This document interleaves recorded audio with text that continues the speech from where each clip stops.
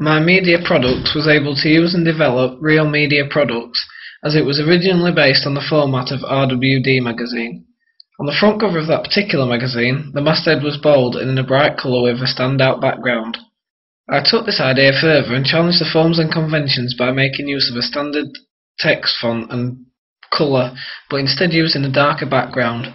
I used effects to change the brightness of my masthead by adding a yellow glow to stand out from the black background.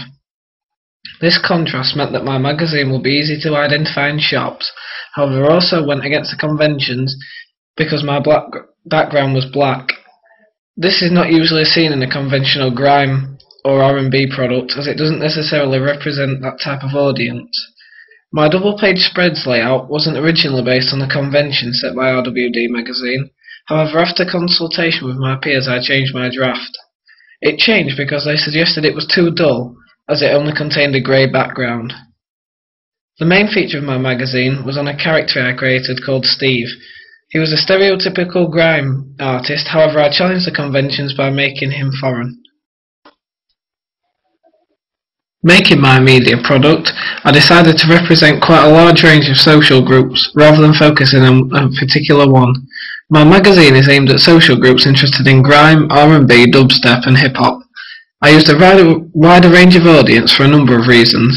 The first is that a larger target audience means more sales, as more people will be interested in buying the magazine. Another reason is that there is a wider range of content I could use throughout my magazine.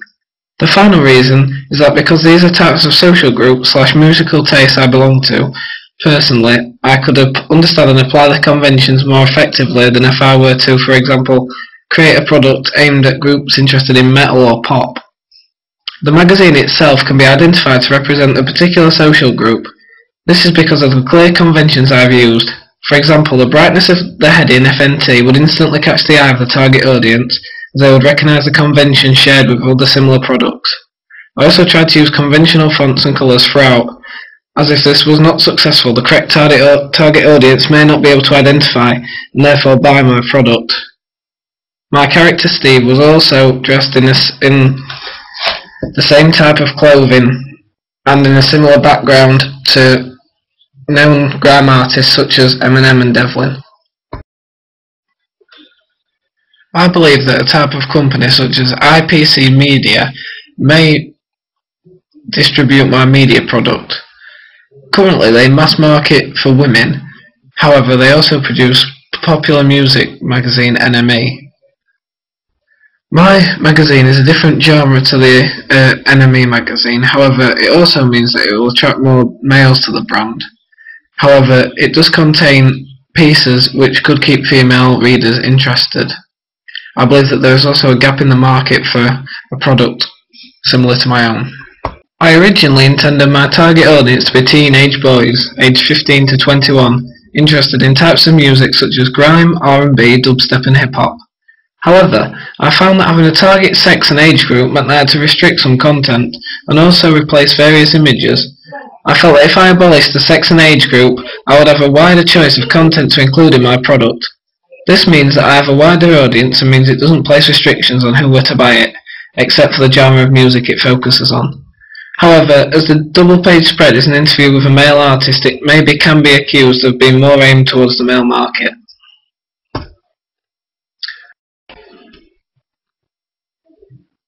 Whilst constructing the product, I believe my skills have progressed vastly in all aspects of the tools we were given to use.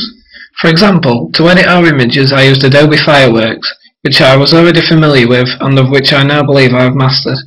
To make my double-page spread contents and front cover pages, I was given the choice of using Photoshop and Page Plus Pro.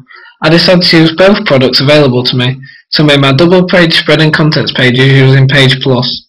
I was already familiar with this product due to using it on the preliminary task, therefore I was quite confident I could produce a decent final product. On the other hand, using Photoshop was a new experience for me, as I had only ever used it once previously. I found it harder to grasp at first, but now feel as equally comfortable using it as Page Plus and Adobe Fireworks. I also learned skills involved with using a digital camera and photography. We touched upon all the different angles, effects, lighting and shadowing. This helped us when taking the photographs for our magazine. I took quite a number of pictures in comparison to my peers, and found that the photographs are placed, taken, and how they are used within the product to mean the difference between an appealing and not so appealing cover, double page spread and contents page. I asked a number of peers how I attracted or addressed them as my audience. The front cover image has been taken and edited well. The background's dark, but other than that it's well developed. The colour scheme stays consistent and it's bright. I like it. It's basic but bright and stands out. The cover wants me to read more. It's easy to read and the pictures are well taken. It is set out clear and the way the pictures are linked to the page numbers is good. It's simple and I like the way it advertises a Twitter page. The layout looks like something an unprofessional definitely. The article is well written and I couldn't find any mistakes. Again, the pictures stay consistent and the layout is clear. The layout of fonts are very consistent throughout. Yes, I would buy it. I believe that I have learnt a lot and also progressed well from the preliminary task to the current product. We evaluated and critically analysed the preliminary products, and I think that I have taken on board the constructive criticism and comments well, and applied them into my final product. Things I think I have improved on in comparison to the preliminary task include the consistency of my fonts and colours I used throughout the whole product, and how to take and position images and set out the product appropriately for the target audience.